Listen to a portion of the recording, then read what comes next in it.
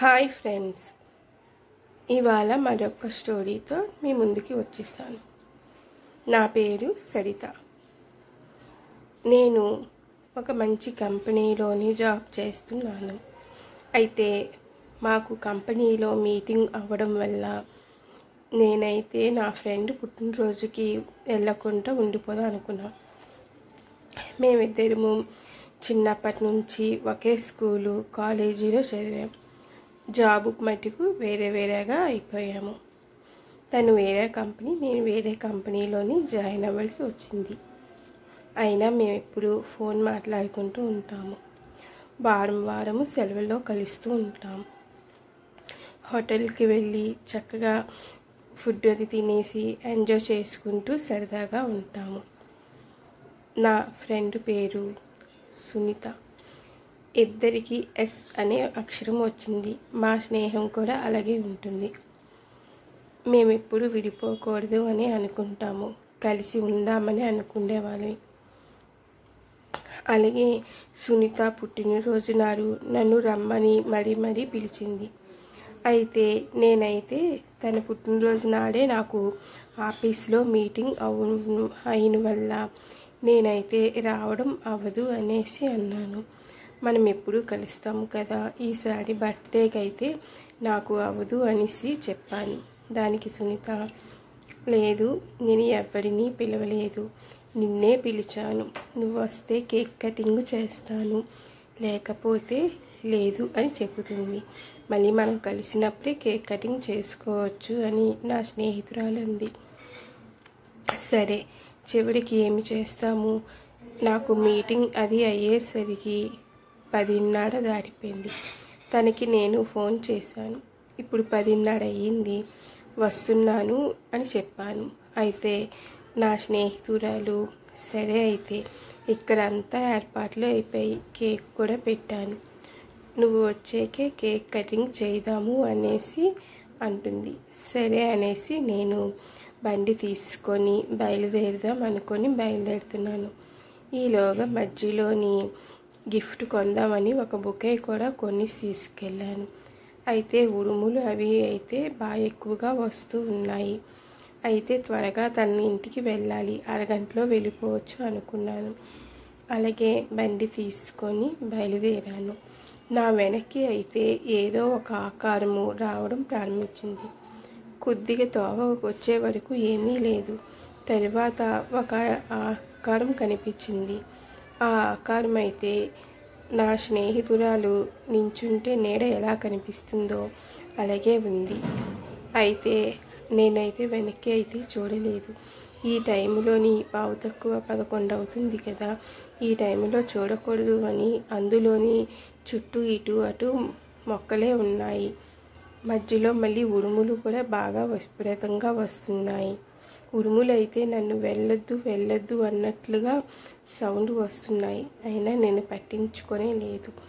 చివరికి నేను అలా వెళుతుంటే మళ్ళీ నీడ ఆకారము కింద ఒక అడుగులు కనిపిస్తూ ఉన్నాయి. అయితే నా స్నేహితురాలు ఆగు అంటున్నట్లుగా ఆ నీడ ఆపుతున్నట్లు అనిపిస్తుంది. కానీ నేనైతే పట్టించుకోకుండా వెళుతూనే ఉన్నాను. తర్వాత ముందుకి వస్తున్న కొలది అక్కడ ఒక బొమ్మ కళ్ళు అటు పెట్టుకొని ఉన్నట్లు ఉంది. వెనక సైడు అది అలాగే ఇటు అటు బొమ్మ కదులుతూ ఉంది. నేను ఆ బొమ్మ కదులుతూ ఉన్నా సరే, బహుశా ఇక్కడ ఎవరో పిల్లలు ఆడుకుంటున్నాడేమో అనే ధైర్యం పెట్టుకొని వెళ్తున్నాను.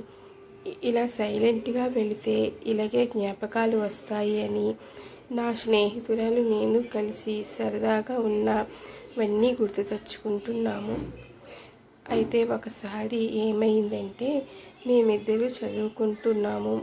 మమ్మల్ని ఒకరు చాలా డిస్టర్బ్ చేస్తూ ఉన్నారు. చదవకుండా పెద్ద సాంగ్స్ అవి పెట్టుకోవడం ప్రారంభించారు. మేమైతే ఆ సాంగ్స్ మీరు ఇలా పెట్టుకుంటే ఎలాగా, మాకు ఎగ్జామ్స్ ఉన్నాయి కదా, మేము చదువుకోవాలని గట్టిగా వాదించాం. దానికి వాళ్ళు మరీ సౌండ్ బాగా పెంచారు. మాకు కోపం వచ్చి పోలీసులకి చెప్పాము. పోలీసులు వచ్చి వాళ్ళకి గట్టి వార్నింగ్ ఇచ్చి వెళ్ళిపోయారు. మరుసటి రోజు మేమిద్దరూ వెళ్తూ ఉంటే వాళ్ళు వచ్చి మమ్మల్ని అల్లరి పెట్టబోయారు. మమ్మల్ని కాలేజీకి వెళ్లకుండా చేద్దామని చూశారు. నేను వెంటనే పోలీసులకు చెప్పడంతో వాళ్ళు వచ్చి ఇలా ఏడిపించినందుకు మీకు ఇంకా 5-6 సంవత్సరాలు జైలు శిక్ష తప్పదురా అని తీసుకొని వెళ్ళిపోయారు. మిమ్మల్ని అయితే నేను వదిలిపెట్టను అనేసి వాళ్ళు అని వెళ్ళిపోయారు. తర్వాత వాళ్ళు వచ్చారో లేదో మాకైతే తెలీదు. మేము మటుకు సరదాగా హ్యాపీగానే చదువు పూర్తి చేసుకొని జాబులు కూడా మేము తెచ్చుకున్నాము. మేము ఎంతో సరదాగా ఉన్నాం. ఇద్దరు ఒకే దగ్గర ఉందామనుకున్నాము.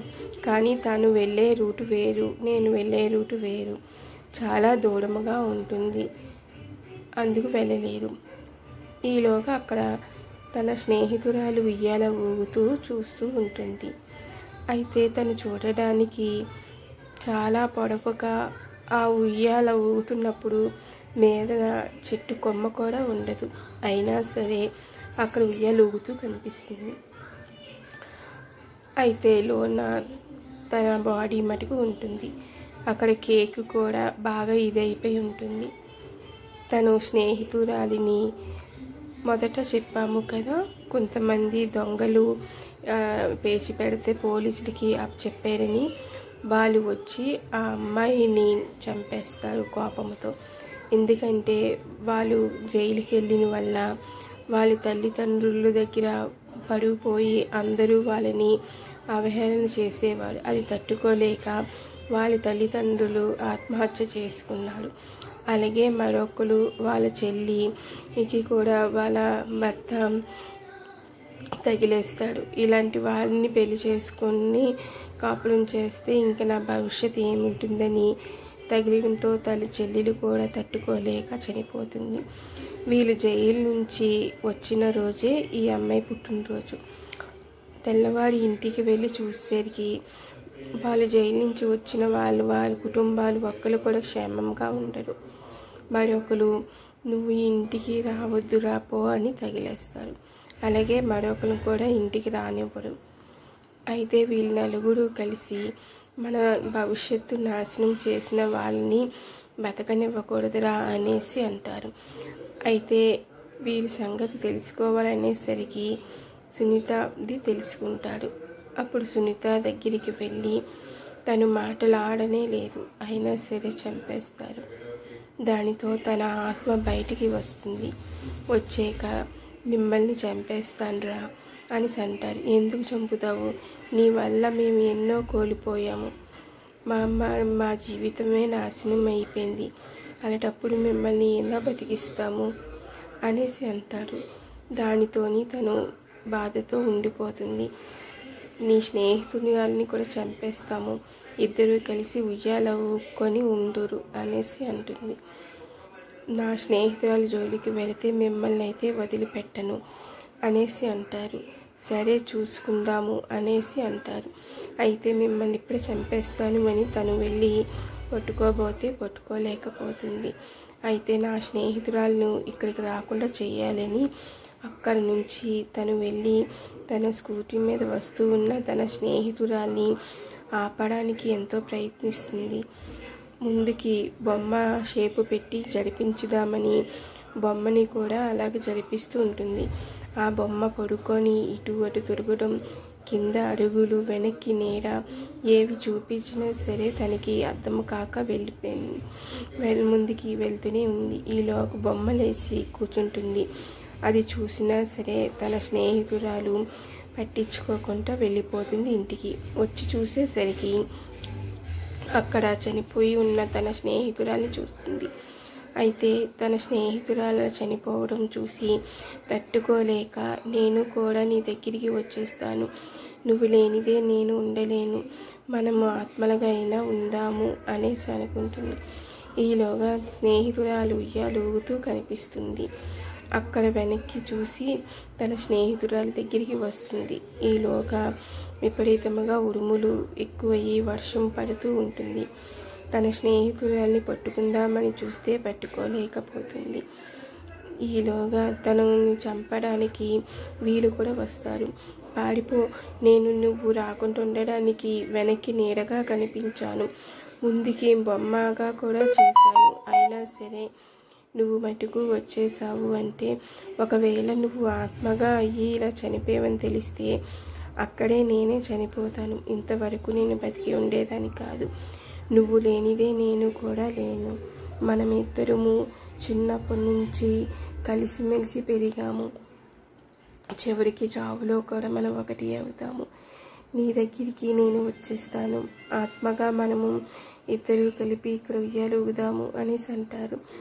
ఈ మాటలు వింటున్న వాళ్ళు వచ్చి, మమ్మల్ని క్షమించండి, మీ వల్ల మా కుటుంబం ఇలాగయ్యింది వల్ల మేము ఆలోచించుకుంటా నీ స్నేహితురాల్ని చంపాము, మమ్మల్ని క్షమించండి అనేసి అంటారు. అయినా సరే వద్దు, నన్ను చంపేయండి అనేసి అంటారు. లేదు లేదు, మేము చంపదలుచుకోలేదు అనేసి మమ్మల్ని క్షమించమని చెప్పేసి వాళ్ళు వెళ్ళిపోతారు. అయితే సరిత, నేను నీతోని కలవాలి అంటే నేను కూడా చనిపోవాలి అనేసి అంటుంది. వద్దు, నువ్వు బ్రతికి ఉండు, చావద్దు అనేసి అంటుంది. లేదు, నేను చనిపోతాను అనేసి తను ఒక దగ్గరికి వెళ్ళి అక్కడ ఉన్న కత్తినితోని గట్టిగా తనకి పొడిచిన ఆ కత్తితోనే పొడి చేసుకొని చనిపోతుంది అక్కడ. తర్వాత ఆ కేకు మీద రక్తం పడి తను కూడా వెంటనే చనిపోకుండా గిలగిల కట్టుకుంటుంది. దీని ఆత్మ వచ్చి, నీకు అందుకే వద్దు అని చెప్పాను, అయినా సరే పొడుచుకున్నావు అంటే, లేదు నేను కూడా చనిపోతాను అనేసి అలాగ గిలగిల కొట్టుకుంటూ చనిపోతుంది. తన ఆత్మ మటుకు తన స్నేహితురాలి దగ్గరికి వెళ్ళలేకపోతుంది. ఎన్నో ఆత్మలు తనకి అడ్డు వస్తూ ఉంటాయి. తను అలాగా వాటర్ దగ్గరికి వెళితే అక్కడ మరికొన్ని ఆత్మలు వచ్చి తనని వెళ్ళకుండా చేస్తుంటాయి. మీరు ఎందుకు నా స్నేహితురాలి దగ్గరికి వెళ్ళకుండా చేస్తున్నారు? నేను నా స్నేహితురాలి దగ్గరికి వెళ్తాను అనేసి అంటే, లేదు, మేము ఎవరిని కలవలేదు, నువ్వు కూడా నీ స్నేహితురాల్ని కలవడానికి వీలు లేదు అనేసి అంటారు. లేదు, నేను వెళ్తాను అని తను ఆత్మ ఏడుస్తూ ఇలా మిగతా ఆత్మలకి తన స్టోరీ అంతా చెబుతుంది. దానితో ఆ ఆత్మలు, సరే ఆ వాటర్ దగ్గరికి వెళ్ళి ఆ వాటర్లో ములుగు, అప్పుడు నీకు కొన్ని శక్తి వస్తుంది, అప్పుడు నీ స్నేహితురాల్ని కలవచ్చు అంటే, సరే అనేసి తను ఆ వాటర్ దగ్గరికి వెళ్ళి ములుగుతుంది. తనకి కొంత శక్తి వస్తుంది. ఆ శక్తి ద్వారా తన స్నేహితురాలి దగ్గరికి వెళుతుంది. వెళ్ళి ఇద్దరు స్నేహితులు కలిసి అక్కడ ఉయ్యాల ఊగుతూ ఉంటారు. అలా ఊగుతూ వాళ్ళ ఇల్లు చూసుకుంటూ సరదాగా గడిచిపోతూ ఉంటారు. ఓకే ఫ్రెండ్స్, ఇద్దరు ప్రాణ స్నేహితులు ఒకరిని చంపి మరొకరిని చంపకపోయినా వాళ్ళు తట్టుకోలేక ఇద్దరు ఒకే దగ్గర ఉందామని తన స్నేహితురాలు కూడా, తన స్నేహితుని వాళ్ళు పుట్టినరోజు నాడే తను కూడా చనిపోయింది.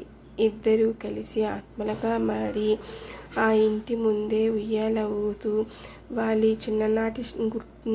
చిన్ననాటివన్నీ గుర్తు తెచ్చుకుంటూ సరదాగా గడిచిపోతారు. ఓకే ఫ్రెండ్స్, ఇది మరొక వెరైటీ స్టోరీ. మీకైతే ఈ స్టోరీ కూడా నచ్చుతుంది అనుకుంటున్నాను. ఓకే ఫ్రెండ్స్, మళ్ళీ మరొక స్టోరీతోని కలుద్దాం. Bye friends, bye.